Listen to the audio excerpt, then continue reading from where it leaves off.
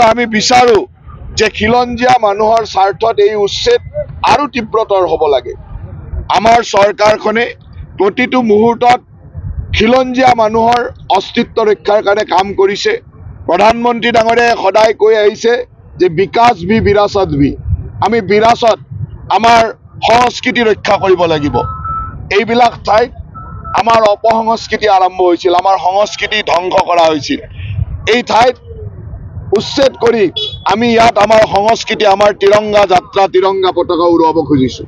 আজি ইয়ালৈ আহি এই বাৰ্তাই দিছোঁ যে য'ত অসমৰ যি ঠাইত এনেকুৱা অপসংস্কৃতি, আমাৰ সংস্কৃতিৰ বিৰুদ্ধ কাম, আমাক আগ্ৰাসন কৰাৰ কাম আৰম্ভ হৈছিল, সেইবিলাক হিমন্ত বিশ্ব শৰ্মা ডাঙৰীয়াৰ নেতৃত্বত নোহোৱা কৰি পেলোৱা হ'ব। সেইবিলাক উচ্ছেদ কৰি ইয়াৰ পৰা নিষ্কাত কৰা হ'ব আৰু আমি ইয়াতে আমাৰ তিৰংগা, আমাৰ উচ্চ শিৰ ইয়াত উজ্বলাই ৰাখিম। স্থানত আমাৰ লক্ষ্য আছে যে এই অঞ্চলৰ যুৱক যুৱতীৰ সংস্থাপনৰ দিশটো লক্ষ্য ৰাখি আমি ইয়াত উদ্যোগ স্থাপনৰ পৰিকল্পনা ৰাখিছোঁ। উদ্যোগ স্থাপন হ'ব লাগিব, ইয়াত বেদখলকাৰী উচ্ছেদ নোহোৱা হৈ ইয়াত নতুন উদ্যোগ স্থাপন হ'ব লাগিব আৰু সেই ধৰণে আমি কামবিলাক এতিয়া আগবঢ়াইছোঁ।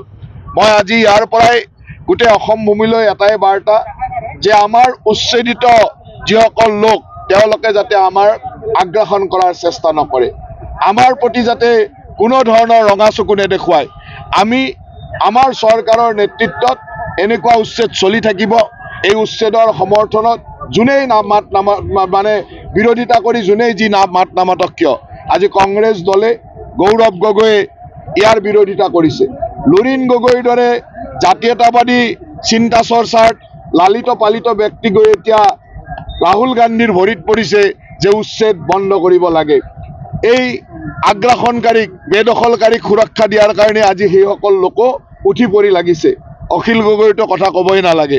গতিকে এইসকল লোকে বাৰ্তা পাওক যে অসমৰ ৰাইজ জাগিছে, অসমৰ ৰাইজে এই উচ্ছেদ বিচাৰিছে আৰু অসমৰ ভৱিষ্যতৰ স্বাৰ্থত এই উচ্ছেদ চলি থাকিব, চলাই থাকিব লাগিব।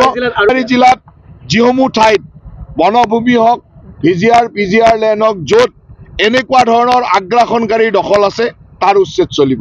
খিলঞ্জীয়া মানুহৰ ভূমি আমি সুৰক্ষা দিম, খিলঞ্জীয়া মানুহক ভূমিৰ পট্টা দিম, খিলঞ্জীয়া মানুহক সুৰক্ষা দি ভূমিৰ পট্টা দি তেওঁলোকৰ অধিকাৰ দিয়া হ'ব আৰু যিসকল আগ্ৰাসনকাৰী, বেদখলকাৰী আছে তেওঁলোকক উচ্ছেদ কৰা হ'ব।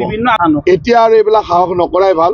এতিয়া মুখ্যমন্ত্ৰী হিমন্ত বিশ্ব শৰ্মাৰ চৰকাৰ চলি আছে, যি কৰিলে আগতে কৰিলে, এতিয়া এওঁলোকৰ ঘৰ ভাঙা উচ্ছেদ কৰা কাম চলি থাকিব। যি কৰিলে আগতে কৰিলে আৰু এতিয়া সেইবিলাক সাহস নকৰাই ভাল। ইয়াত হ'ব এতিয়া উদ্যোগ নিৰ্মাণ, ইয়াত হ'ব খিলঞ্জীয়া মানুহৰ অস্তিত্ব ৰক্ষা কৰাৰ কাম, খিলঞ্জীয়া মানুহৰ সুৰক্ষাৰ কাম।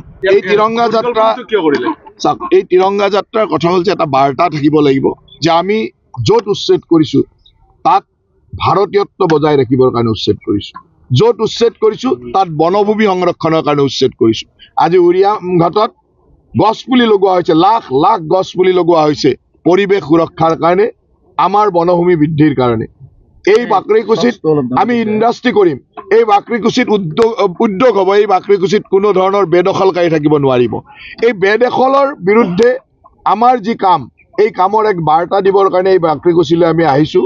আজি নলবাৰীবাসী ৰাইজ হিলদল ভাঙি ওলাই আহিছে বাকৰিকুছিৰ পৰা বাৰ্তা দিব যে নলবাৰীত অকল নহয় গোটেই অসমতে কোনো বেদখলকাৰী, আগ্ৰাসনকাৰীৰ কোনো ৰাজত্ব নচলিব। আগ্ৰাসনকাৰীৰ বিৰুদ্ধে অসমবাসী জাগিছে আৰু জাগিব। আপোনালোকে আমি যিসকলক আগ্ৰাসনকাৰী মিয়া বুলি কওঁ, তেওঁলোকে নগাবিলাকক মাতি আনিবৰ কাৰণে চেষ্টা কৰিছিল, কিন্তু নগা মানুহেও অসমীয়াৰে বন্ধু, নগাটো আমাৰ জনজাতীয় বন্ধু। গতিকে তেওঁলোকে বুজি পালে তেওঁলোকক যে ব্যৱহাৰ কৰিবৰ কাৰণে সেই মিয়া লোকসকলে ব্যৱহাৰ কৰিছিল, তেওঁলোকক আগত থৈ সেই মাটি দখলৰ পৰিকল্পনা তেওঁলোকে আৰু কৰিছিল। যেতিয়া আমাৰ মুখ্যমন্ত্ৰী ডাঙৰীয়াই নগালেণ্ডৰ মুখ্যমন্ত্ৰীৰ লগত কথা পাতিলে আৰু যি আচল বাস্তৱ কথা বুজি যোৱাৰ পিছত কোনো নগা মানুহে তেওঁলোকক সহায় কৰা নাই। তাৰ কাৰণে মই নগা ভাই বন্ধুসকলকো ধন্যবাদ দিছোঁ, তেওঁলোকে প্ৰকৃত কথা বুজি পাইছে। কিন্তু আমাৰ সেই অঞ্চলত থকা যিসকল আগ্ৰাসনকাৰী আছিল তেওঁলোকে নগাসকলক বা আমাৰ ভাই জাতিগত বন্ধু, জনজাতীয় নগা বন্ধুক তাক ব্যৱহাৰ কৰিব বিচাৰিছে।